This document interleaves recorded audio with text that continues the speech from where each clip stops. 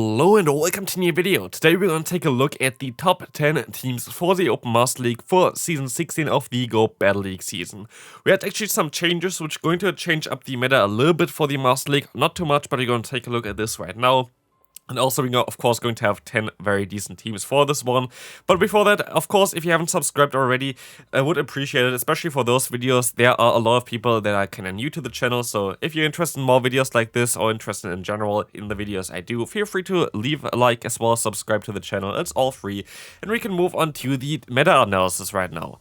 The biggest nerf here, or like the biggest change right now, is that we don't have Broguiere in the top 15, even 16, as we now going to have a little bit more of a different variety here, because Broguiere got the nerf of Sky Attack, which mainly was targeting, of course, Noctowl, but also hit Broguiere at the same time, making this Pokemon way less common and also way less usable than before. It is still usable, and we're still going to have it on a few teams, but it is definitely a little bit less, usable at this point of time, because you need one extra fast move to get to the Sky Attack, which actually is a huge deal for this Pokemon. It makes a lot of matchups way worse, which is kind of sad, to be fair. I don't think it really needed a nerf, but it is what it is. I think it's still better to have this nerf and have basically the Noctowl gone. And yeah, Broguiere is just like one of the Pokemon that sadly got hit by it. Otherwise, there are some other changes as well. For example, the Genesect got basically an Exeter buff, which it doesn't even want to use because Magnadom is just better for coverage for the Fairy types, which are really taking over this meta right now. Otherwise, we're going to also have the Ursaluna, which I think also has access to the Aerial Ace theoretically, but also got Trailblaze, which it doesn't want to use at all. Same goes for Rayquaza having access to Aerial Ace. While I think the idea behind Aerial Ace on Rayquaza is not the worst idea. I think Dragon Ascent just does make more sense as like a potential nuke move, while Aerial Ace does, I think, the exact same damage as Breaking Swipe, but needs 5 more energy and doesn't have the debuff effect, so it only really is usable against like something like a Fairy type Pokemon, but in general, not really ideal for this Pokemon.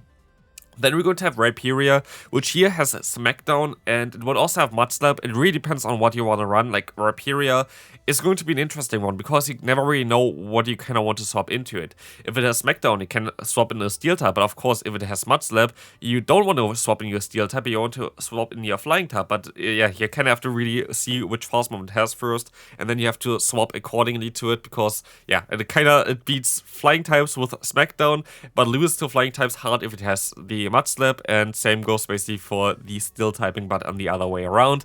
We have Golisopod getting a buff to Exeter, kind of buffs up a little bit for the Master League, still not really a good Pokemon for it, and afterwards it just goes down. One Pokemon that I kind of want to notice though is that Togekiss has access to Aerial Ace, which is a little bit better, but P-Poke didn't update it yet and has still Ancient Power on here.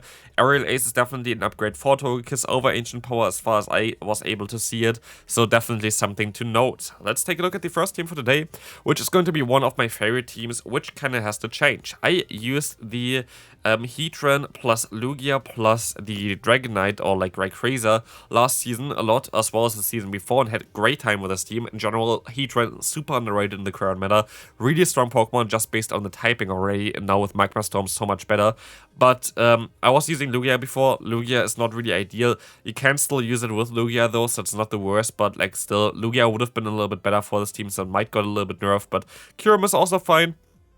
It does have some similar matchups as well, but makes you a little bit weaker in general against something like a Dialga, and I just liked a little bit more of the bulk there of Lugia.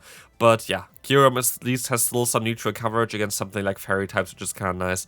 But this is going to be the team number 1. Was very decent. You can also use Groudon in the lead, which is also very decent. Like in general, Groudon double Dragon is insanely strong, as Groudon is able to beat all those Steel type Pokemon and is very neutral against nearly everything else, and gives basically it's basically very weak to water type Pokemon. Dragons can really easily counter them. Next team is most likely the most annoying and most common line in the current meta. We're going to have Giratina and Zacian in a Say Swap and the Xerneas in the back. If I use Zacian as a Say Swap, I like to use it with Play Rough and Wild Charge. You can definitely use also Close Combat on it if you're a little bit more scared about potential of the Dialga, for example. But I'd just like to have Play Rough on it, just for all the Giratina that are currently lurking around as well, and thinking that they are a great swap for it. And Wild Charge is kind of needed in case the opponent going to have something like Ho-Oh in the back. So that's basically why I went for this like setup there, but you can definitely choose something different. You can also go for quick attack instead of Snarl. I like Snarl a little bit more because of the energy generation. Really depends on what you want to do. And then we have in the back Xerneas or also the Togekiss, but both of them are going to be fine. Togekiss might actually be a little bit better because they're going to be way better off against the Groudon. Now having access also to Aerial Ace is going to make this matchup a little bit easier. So maybe Togekiss has also a lot of play here. We have Xerneas here because it's just currently the most overpowered Pokemon most likely for the Master League. We really need like an update for some meta that are then basically good answers for the fairy types because fairy types are taking over. Now we're going to have a no legendary team. We already had like similar teams prior. You can also basically flip it around. Here we're going to have Metagross, Snorlax, Dragonite. I also played this team with the Hydreigon in the back, which was also a cool idea because Hydreigon was also very nice to play against Giratinas, which are really common in the current meta at least. And so this team definitely works out still very well. I like this a little bit more compared to Dragonite lead, the Saysop of Excadrill and the Metagross in the back. So I chose this one for today's video. But you can use both of them if you don't have any legendary Pokemon. Definitely still a solid team, but I feel like a lot of people just really expect to see something like Dragonite, Excadrill, and Metagross. So they're a little bit more prepared compared to this team here, which relies on something like a Snorlax and a Sayswap, which is always way better than you see on the screen right now. Snorlax has so many scenarios where you win like the 2-shield scenario or the 1-shield scenario. It just looks very bad on PvPoke, but it's actually one of my favorite Pokemon for the Master League. Next one going to be a line around Landorus. Landorus as a Saysop is really cool in the current meta as well. Being able to bait out something like a Kyogre while giving then the Ho in the back coverage is very, very nice. It's basically the best team that you can run around it if you just looked on PvPoke, as Dialga is the best cover for it, covering for, of course, the water typings, as well as you're going to have Ho in the back that really does also not want to encounter water types. So Landorus, great Saysop right now in the meta, has great coverage with Super Power and Stone Edge, very attack rated. Both Landorus are fine. Therian a little bit better than the other form, the Incarnate form, but both of them are very, very good forms in general. So let's move on to the next one. Next team here going to be a former rank 1 in the world team with the Dialga in the lead. The Ho is a Saysop other than the Lugia. Lugia is basically what you usually saw prior as well. But they used Ho as a Saysop, which I found kind of interesting. Kyogre in the back, very solid line in general. Still, you can use Lugia as a Saysop for sure. It would still work out fairly well. But of course, after the nerf, Lugia is kind of like, this is the thing as well with nerfs. Like a lot of people just don't really want to play this Pokemon then. But definitely still worth it. Looks also really great on paper right now, to be fair. Kyogre seems to be really decent as well against something like a Zacian, which is cool to see. And very good team. Next team going to be Mamoswine in the lead here, or also Mewtwo. They actually have very similar matchups, which is kind of funny because they're so different Pokemon. But both of them are kind of fine. The Mamoswine a little bit better against Dragon-type Pokemon, which you don't really need with a backline, to be fair. But I actually would maybe recommend you to use Mewtwo with this one if you have a Mewtwo. Both of them are fine. Mewtwo's a little bit better also against like Zacian and whatever. So definitely both very strong Pokemon, but Mamoswine is pretty cool. I hate to play against it in the lead. It's usually really seen in the lead, not really anywhere else, but very strong Pokemon.